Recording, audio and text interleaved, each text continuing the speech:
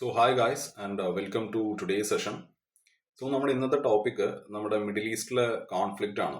Okay, this topic is very extremely important for UPSC. Okay, അത് just ഒരു current affairs എന്നുള്ളൊരു നിലയിൽ മാത്രമല്ല, ഇതൊരു മൾട്ടി ഡയമെൻഷണൽ തീമാണ് അല്ലേ. നിങ്ങൾ പ്രിലിംസിനാണെങ്കിലും മെയിൻസിനാണെങ്കിലും ഇന്റർവ്യൂവിനാണെന്നുണ്ടെങ്കിലും വളരെ ഇമ്പോർട്ടൻ്റ് ആയിട്ടുള്ള ഒരു ടോപ്പിക്കാണത്. എന്തുകൊണ്ടാണ് ഈ ഒരു മിഡിൽ ഈസ്റ്റിലെ കോൺഫ്ലിക്റ്റ് നമ്മുടെ പരീക്ഷയ്ക്ക് അല്ലെങ്കിൽ UPSCക്ക് ഇത് എങ്ങനെയാണ് മാറ്റർ ചെയ്യുന്നതെന്ന് ചോദിച്ചാൽ, ആദ്യം തന്നെ നമ്മുടെ ഇന്റർനാഷണൽ റിലേഷൻസുമായിട്ട് റിലേറ്റ് ചെയ്തിട്ടുള്ള ഒരു ടോപ്പിക്കാണ്. This very core topic in the international relations. നമുക്കറിയാം, നമുക്ക് general studies paper 2 മെയിൻസിൽ IR important ആണ്. ഇറാനും അമേരിക്കയും ഇസ്രായേലും തമ്മിലുള്ള ഈ ഒരു കോൺഫ്ലിക്റ്റ് ഇതൊരു പെർഫെക്റ്റ് കേസ് സ്റ്റഡിയാണ്. അതായത് എന്താണ് ഈ ഒരു പവർ പൊളിറ്റിക്സ്, അതേപോലെ ഈ ഒരു സ്ട്രാറ്റജിക് അലയൻസ് എങ്ങനെയാണ് വർക്ക് ചെയ്യുന്നത്, ഓക്കെ, ഇതെങ്ങനെയാണ് ആ ഒരു റീജിയണൽ സെക്യൂരിറ്റിയെ ബാധിക്കുന്നത് എന്നുള്ള കാര്യങ്ങളെല്ലാം നമ്മൾ മനസ്സിലാക്കിയിരിക്കണം. ഓക്കെ, ഇത് നിങ്ങളുടെ ഇന്ത്യയുടെ ഫോറിൻ പോളിസിയിൽ നിങ്ങൾക്ക് കുറച്ച് പോയിന്റ്സ് അതുമായിട്ട് റിലേറ്റ് ചെയ്തിട്ട് നിങ്ങൾക്ക് എഴുതാവുന്നതാണ്. അതേപോലെ ഈ വെസ്റ്റ് ഏഷ്യൻ ജിയോ പൊളിറ്റിക്സ് എങ്ങനെയാണ് നമ്മൾ ബാധിക്കുന്നത് എന്നുള്ള കാര്യമെല്ലാം മനസ്സിലാക്കിയിരിക്കേണ്ടത് വളരെ ഇമ്പോർട്ടൻ്റ് ആണ്. ഓക്കെ, പിന്നെ പ്രത്യേകിച്ച് ഇന്ത്യയുടെ നാഷണൽ ഇൻട്രസ്റ്റുമായിട്ട് വളരെ അടുത്ത് നിൽക്കുന്ന ഒരു ടോപ്പിക്കാണിത്. Okay, this directly links with India's national interest. അതായത് ഇപ്പൊ നമ്മുടെ എനർജി സെക്യൂരിറ്റിയുടെ കാര്യം എടുക്കുകയാണെന്നുണ്ടെങ്കിൽ ഇന്ത്യ ഏകദേശം 60% നമ്മൾ പുറത്തുനിന്നാണ് ഇമ്പോർട്ട് ചെയ്യുന്നതല്ലേ. അതേപോലെ മിഡിൽ ഈസ്റ്റിന്റെ ഓയിൽ നമുക്ക് അത്രത്തോളം ആവശ്യമാണ്. Okay, that is also very important for us. പിന്നെ ഈ ഒരു കോൺഫ്ലിക്റ്റ് ഇത് ഒരു പരിധിക്ക് അപ്പുറത്ത് എസ്കലേറ്റ് ആയി കഴിഞ്ഞാൽ അത് ഓയിലിന്റെ പ്രൈസ് കൂടാനും അതേപോലെ ഇൻഫ്ലേഷന് കാരണമാവും. ഇപ്പൊ തന്നെ നമുക്ക് ഗ്യാസ് ഷോർട്ടേജ് പ്രശ്നമാണല്ലേ. അങ്ങനെ ഒരുപാട് മറ്റ് കോൺഫ്ലിക്റ്റുകളിലോട്ട് അത് പോവും. പിന്നെ നെക്സ്റ്റ് ഇന്ത്യൻ ഡയസ്പോറയാണ് അല്ലെ. ഇപ്പൊ ഗൾഫ് രാജ്യങ്ങളിലെല്ലാം മില്യൺസ് ഓഫ് ഇന്ത്യൻസ് ആണ് അവിടെ വർക്ക് ചെയ്യുന്നത്. അപ്പൊ എങ്ങനെയും ഒരു വാർ അവിടെ ഉണ്ടായി കഴിഞ്ഞാൽ ആ ഒരു ഇവാക്യുവേഷൻ ഇഷ്യൂസ് ഒരു പ്രശ്നമാണ്. ഇപ്പോ ഈ ഓപ്പറേഷൻ ഗംഗ, ഓപ്പറേഷൻ റാഹത്ത് ഒക്കെ നിങ്ങൾ കേട്ടിട്ടുണ്ടാവും. അതായത് ഓപ്പറേഷൻ ഗംഗ ശരിക്കും 2022 നടന്നതാണ്. അതായത് നമ്മുടെ യുക്രൈൻ റഷ്യ വാറിൽ റഷ്യ ഇൻവേഷൻ ചെയ്ത സമയത്ത് നമ്മുടെ യുക്രൈനിൽ നിന്ന് നമ്മുടെ ഇന്ത്യൻ നാഷണൽസിനെ നമ്മൾ ഇവാക്യുവേറ്റ് ചെയ്യാൻ വേണ്ടിയിട്ട് നമ്മൾ നടത്തിയ ഓപ്പറേഷനാണ്. ആ ഒരു ഇവാക്യുവേഷൻ ഓപ്പറേഷനാണ് ഓപ്പറേഷൻ ഗംഗ എന്നുള്ളത്. 2022 അത് നടത്തിയത്. ഏകദേശം 22,500ഓളം സിറ്റിസൺസിനെയാണ് നമ്മൾ തിരിച്ച് രാജ്യത്തോട്ട് എത്തിച്ചത്. ഓക്കെ, ഇതിൽ എടുത്തു പറയേണ്ട കാര്യം എന്താണെന്ന് വെച്ചാൽ നമ്മുടെ ഇന്ത്യൻ ഗവൺമെന്റ് 4ഓളം നമ്മുടെ യൂണിയൻ മിനിസ്റ്റേഴ്സിനെ നൈബറിംഗ് കൺട്രീസിലോട്ട് അയച്ചിട്ടുണ്ടായിരുന്നു. എസ്പെഷ്യലി ഈ റൊമാനിയ, പിന്നെ ഹംഗറി, പോളണ്ട്, സ്ലോവാക്യ പോലെയുള്ള രാജ്യങ്ങളിലോട്ട് അയച്ചിട്ട് ആ ഒരു ഇവാക്യുവേഷൻസ് കോർഡിനേറ്റ് ചെയ്യാൻ വേണ്ടിയിട്ടാണ്. ഓക്കെ, അത് ഒരു വളരെ നല്ലൊരു ഇനിഷ്യേറ്റീവ് ആയിരുന്നു. ഓക്കെ, അതായത് ബാക്കിയുള്ള ലോക രാജ്യങ്ങളുടെ അടുത്ത് നിന്ന് തന്നെ നമുക്ക് ഒരുപാട് അപ്രിസിയേഷൻ അതിൽ കിട്ടിയിരുന്നു. ഓക്കെ, വളരെ നല്ലൊരു സ്ട്രാറ്റജിയാണ് അവിടെ യൂസ് ചെയ്തത് അല്ലേ. അതുകൊണ്ട് തന്നെ നമുക്ക് നമ്മുടെ ആൾക്കാരെ തിരിച്ച് നാട്ടിലോട്ട് എത്തിക്കാൻ അത് സഹായിച്ചിട്ടുണ്ട്. പിന്നെ ഈ ഓപ്പറേഷൻ റാഹത്ത് 2015 ഓപ്പറേഷൻ റാഹത്ത് നടക്കുന്നത്. അത് യമനിൽ ക്രൈസിസ് ഉണ്ടായ സമയത്ത് സൗദി അറേബ്യ അവിടെ ഒരു മിലിറ്ററി ഇന്റർവെൻഷൻ നടത്തിയിരുന്നു. ഓക്കെ, അപ്പോൾ നമ്മൾ നമ്മുടെ രാജ്യത്തെ ആൾക്കാരെ തിരിച്ചെത്തിക്കാൻ വേണ്ടിയിട്ട് നമുക്ക് ഓൾമോസ്റ്റ് എനിക്ക് തോന്നുന്നു 4,600ഓളം ഇന്ത്യൻ സിറ്റിസൺസിനെ നമ്മൾ എത്തിച്ചിട്ടുണ്ടായിരുന്നു. ഓക്കെ, ഇതിൽ ഇന്ത്യൻ നേവിയും അതേപോലെ എയർഫോഴ്സും എല്ലാം നമ്മളൊപ്പം ചേർന്നിട്ടാണ് നമ്മുടെ ആൾക്കാരെ തിരിച്ചെത്തിച്ചത്. ഓക്കെ, ആ ഇന്ത്യൻ ഡയസ്പോറ ഒരു പ്രശ്നമാണ്. ഞാൻ പറഞ്ഞു വന്നത് ഇന്ത്യയുടെ നാഷണൽ ഇൻട്രസ്റ്റിനെ ഈ ഒരു ടോപ്പിക് എങ്ങനെയാണ് ഡയറക്റ്റ്ലി ലിങ്ക് ചെയ്യുന്നത് എന്നാണ്. ഓക്കെ, ഒന്ന് എനർജി സെക്യൂരിറ്റി ആണ്, രണ്ടാമത്തത് ഇന്ത്യൻ ഡയസ്പോറയുടെ കാര്യം പറഞ്ഞു, പിന്നെ മൂന്നാമത്തത് നമ്മുടെ സ്ട്രെയിറ്റ് ഓഫ് ഹോർമസ് ആണ്.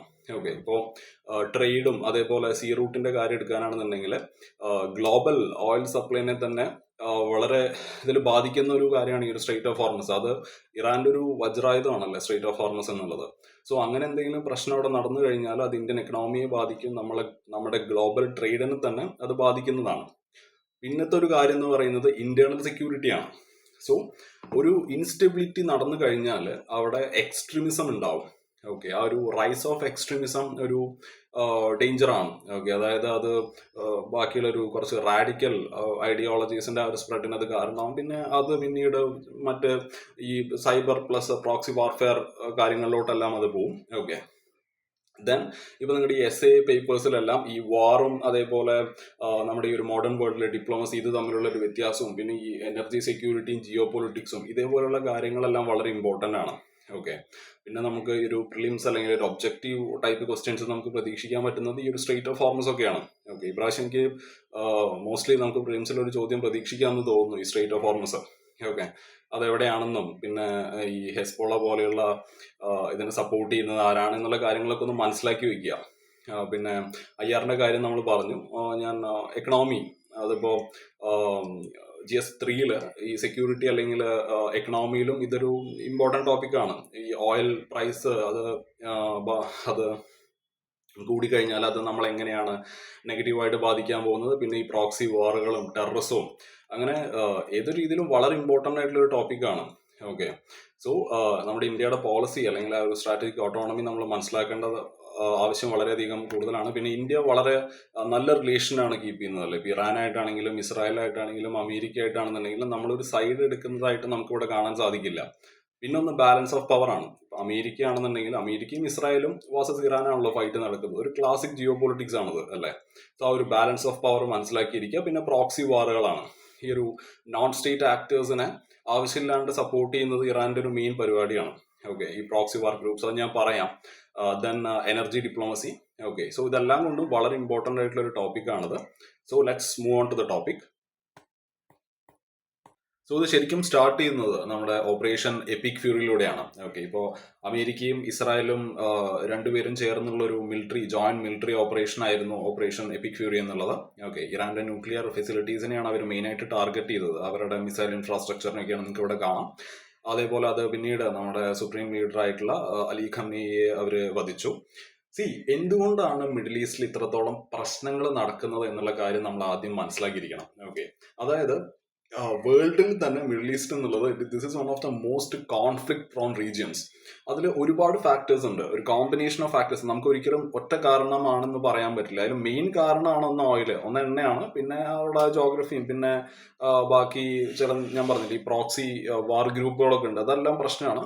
അങ്ങനെ കോമ്പിനേഷൻ ഓഫ് കുറെ പ്രശ്നങ്ങളുണ്ട്. ഇപ്പോൾ ഈ ജോഗ്രഫിയും ഓയിലിന്റെയും കാര്യം എടുക്കാനാണെന്നുണ്ടെങ്കിൽ നമുക്കറിയാം പേർഷ്യൻ ഗൾഫിലെ ഈ ഓയിൽ റിസർവ്, ഓക്കെ, ആ ഒരു റീജിയണിൽ വളരെയധികം ആ ഒരു വലിയൊരു ഓയിൽ റിസർവ് അവരുടെ കയ്യിലുണ്ട്.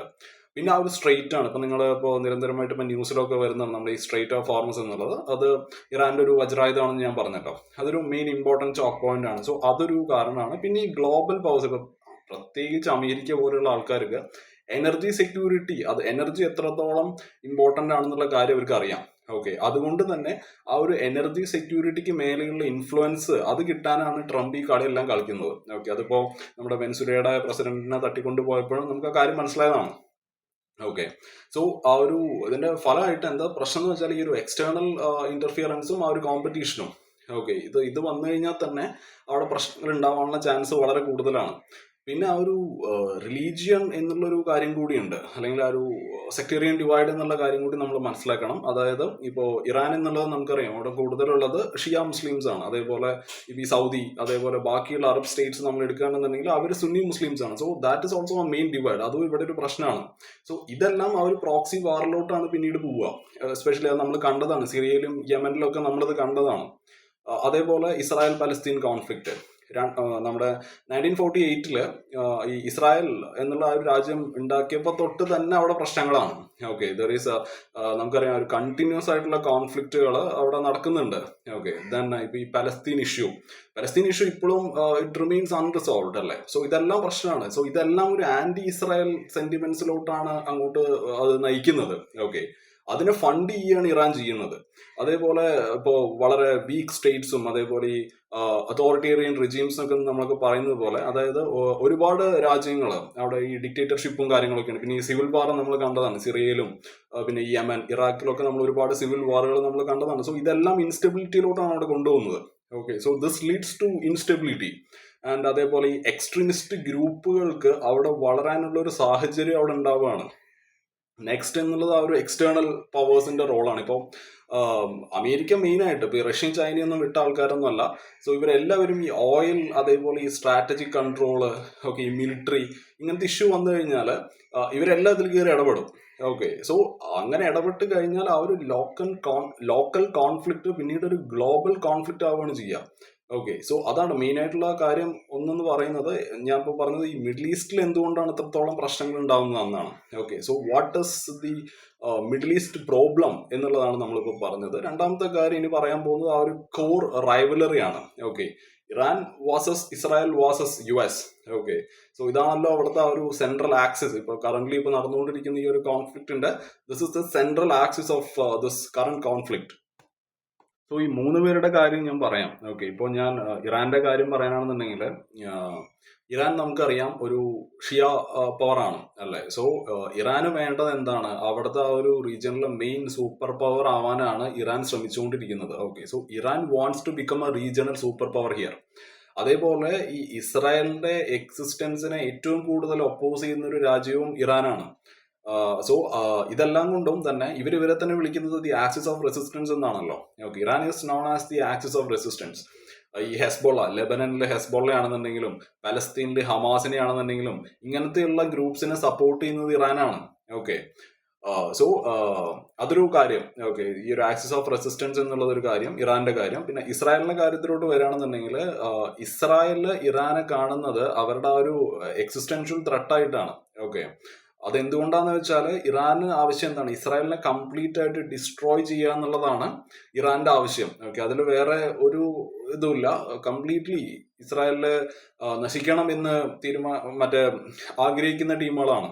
ഓക്കെ, അതേപോലെ ഈ അമേരിക്ക ഇസ്രായേലിനെതിരെയാണ് എപ്പോഴും ഇറാൻ നിൽക്കുന്നത്. അതുകൊണ്ട് തന്നെയാണ് അമേരിക്ക ഇറാനുമായിട്ട് ട്രേഡ് ചെയ്യുന്നത്, ഇൻക്ലൂഡിങ് ഇന്ത്യയുടെ മേലെയും ബാക്കിയുള്ള ആൾക്കാരുടെ മേലെല്ലാം ഈ സാങ്ഷൻസ് വയ്ക്കുന്നതെല്ലാം അതുകൊണ്ടാണ്. പക്ഷെ നമുക്ക് ഇറാനുമായിട്ട് വലിയ പ്രശ്നമൊന്നുമില്ല, നമ്മൾ നല്ല രീതിക്ക് തന്നെയാണ് പോകുന്നത്. നമുക്ക് ബാക്കി നമ്മളൊരുപാട് സപ്പോർട്ട് ചെയ്യുന്നുണ്ട്. ഓക്കെ, സോ ഇറാന്റെ സപ്പോർട്ട്, അതായത് മെയിൻലി ഈ ആന്റി ഇസ്രായേൽ മിലിറ്റന്റ് ഗ്രൂപ്പ്സിന് ഇവർ കൊടുക്കുന്ന സപ്പോർട്ട്, ഇറാന്റെ സപ്പോർട്ട്, ഇതെല്ലാം ഇസ്രായേലിന്റെ പ്രശ്നമാണ്. അതേപോലെ മെയിൻ ആയിട്ടുള്ള കാര്യം എന്താന്ന് പറഞ്ഞാൽ, ഇറാൻ ഒരിക്കലും ഒരു ന്യൂക്ലിയർ പവർ ആവരുത്.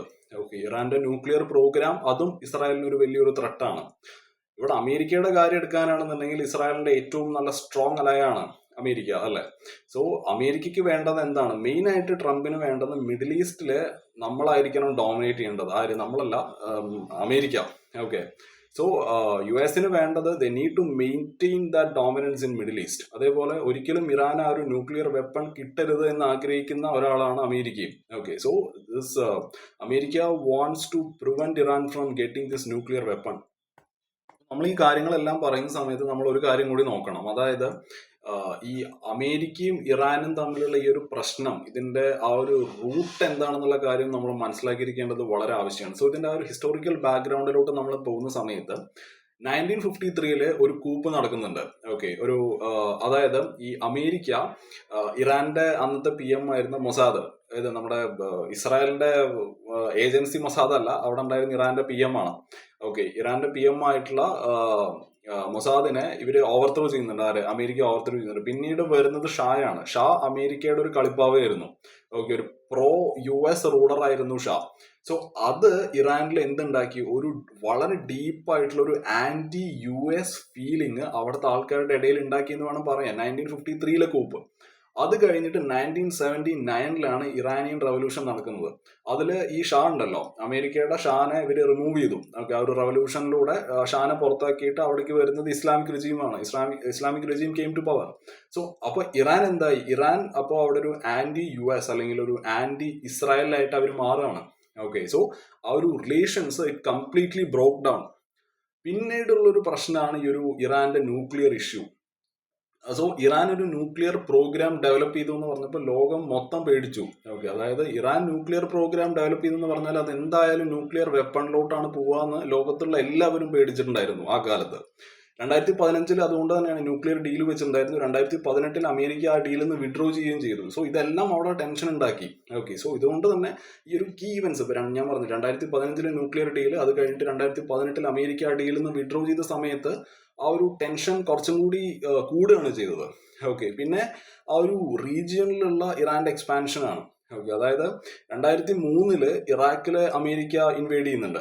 ഓക്കെ, അതായത് അമേരിക്ക ഇറാഖിൽ ഇൻവേഡ് ചെയ്യുന്ന സമയത്ത് 2003 ഇറാൻ അവരുടെ ആ ഒരു ഇൻഫ്ലുവൻസ് അവിടെ എക്സ്പാൻഡ് ചെയ്യുകയാണ് ചെയ്തത്. ഓക്കെ, അതിനുശേഷം ആ ഒരു ഇൻവേഷന് ശേഷം സോ എന്ത് ചെയ്തു? ഇറാൻ അവരുടെ ഇൻഫ്ലുവൻസ് എവിടേക്കൊക്കെ വ്യാപിപ്പിച്ചു എന്ന് പറഞ്ഞാൽ ഇറാഖിലോട്ടും സിറിയയിലോട്ടും ലെബനനിലോട്ടും യമനിലോട്ടും എല്ലാം ഇറാൻ അവരുടെ ഇൻഫ്ലുവൻസ് അവർ എക്സ്പാൻഡ് ചെയ്യുകയാണ് ചെയ്തത്. ഓക്കെ, സോ ഇതെല്ലാം അമേരിക്കയും നമ്മുടെ ഇസ്രായേലും അമേരിക്കയും കാണുന്നത് ഒരു ത്രെട്ടായിട്ടാണ്. സോ നമ്മളിപ്പോ കറന്റ് ഇപ്പൊ നടന്നുകൊണ്ടിരിക്കുന്ന പ്രശ്നത്തിലോട്ട് വരുന്ന സമയത്ത്, ഇപ്പോ March 21 ഇറാൻ ആ ഒരു ബാലിസ്റ്റിക് മിസൈൽസ് അയച്ചത് ഇസ്രായേലിലോട്ട്. സോ ആ ഒരു ഇറാന്റെ ആ ഒരു റിറ്റീലിയേഷൻ അത് നടക്കുന്നത് മാർച്ചിലാണ്, 21-ലാണ്. Okay, March 21-നാണ്.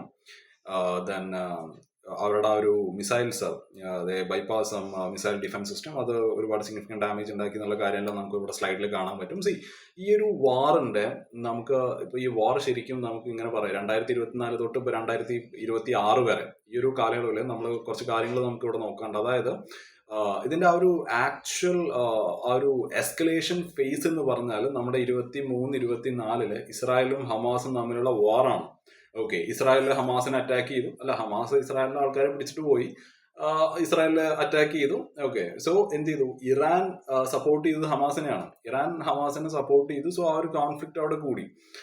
അതേപോലെ ഇറാന്റെ അലയൻസ് ഉണ്ടല്ലോ, നമ്മൾ പറഞ്ഞല്ലോ ചില ഈ മിലിറ്റന്റ് ഗ്രൂപ്പ്സ്, ഇപ്പോൾ ലെബനനിലെ ഹെസ്ബോള ആണെന്നുണ്ടെങ്കിലും ഇപ്പൊ സിറിയ ആണെന്നുണ്ടെങ്കിലും സിറിയയുടെ റെജീം, സോ ഇതിനെല്ലാം ഇസ്രായേലിലെ വീക്ക് ആക്കി എന്ന് വേണം പറയാൻ.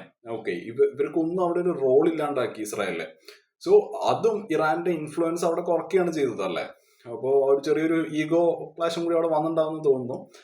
പിന്നെ ഡയറക്റ്റ് ആയിട്ടുള്ള ഇറാൻ ഇസ്രായേൽ അറ്റാക്ക് നടന്നല്ലോ 2024-25 ഇവർ തമ്മിൽ ആ ഒരു മിസൈലും ആ ഒരു ഡ്രോൺ എക്സ്ചേഞ്ചും കാര്യങ്ങളൊക്കെ നടത്തിയിട്ടുണ്ടായിരുന്നു. അതാണ് ആ ഒരു ഫസ്റ്റ് ഡയറക്റ്റ് ആയിട്ടുള്ള ഒരു കൺഫ്രണ്ടേഷൻ അതായിരുന്നു അല്ലെ. ഇവരുടെ ആ ഒരു മിസൈൽ ആ പ്രോഗ്രാംസിന് മേലെ, ന്യൂക്ലിയർ പ്രോഗ്രാംസിന് മേലെ ഈ ഇസ്രായേൽ അറ്റാക്ക് നടത്തി. ദെൻ അവരുടെ മിലിറ്ററിയുടെ ഒരു ഹെഡിനെ അവർ വധിക്കുകയും ചെയ്തു ഇസ്രായേലിൽ അല്ലെ.